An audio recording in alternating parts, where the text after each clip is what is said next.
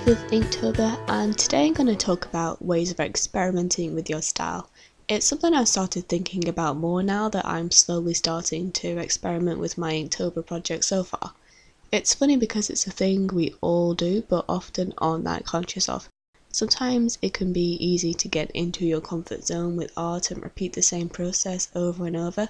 Don't get me wrong, like this way you can end up with a really nice set of pieces that look very much together, but what I'm going to talk about is geared more for people who are more interested in the process of transforming and changing with a project.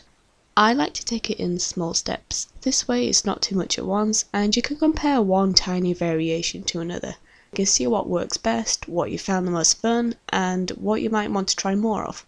For example, this Inktober I started by just using brown ink washes and then I was going over the top in fineliner.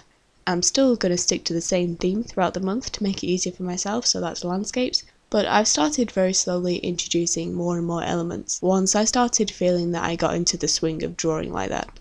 As it's still quite early on in the month, it's only day 5, the little changes are only going to be very small minor ones. I don't think there's a set number of how many drawings or paintings you should do before you start experimenting, so it's completely up to you whether you want to experiment and how much you do want to experiment. For me personally, I start losing interest if it feels like I'm just repeating the same thing over and over, and then because I'm not as interested, I get lazy and I try to do the whole thing quicker, so I might end up looking more rushed, less detailed, and because of that my project tends to look not as strong as it started off with if I start getting bored. I like to be able to look at a project I've done and see how much it's grown and changed and evolved as it's gone on. Obviously, it's not the same for everyone. For example, with people selling sets of commercial paintings, each painting might not be that much different from each other, but that's because to be sold as a set, it works best if they look coherent together. So what you might not be able to see with commercial paintings is the experimentation that's happened before then, which has allowed them to get to that point. It's worth pointing out that some artists are able to come up with a really great idea for a project and then just do it without needing a lot of experiments, and they can still end up with great results. But for me, I like to play around a little and see what happens. I want to end up in a different place to the place I started with my projects, and I like the journey and feel like I've learned something and developed more if I do it this way. So here are just a few simple ways of experimenting. Tools. You might use a different pen, type of brush, masking tape, even something like a light table or grid.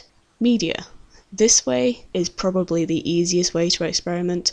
You can try different colours using just black and white, what paint you're using, what pencils you're using, type of paper you're using. You can even try going from 2D to 3D or the other way around. I can't list every single thing here because I'd be here forever, but there are so many things you can do with this.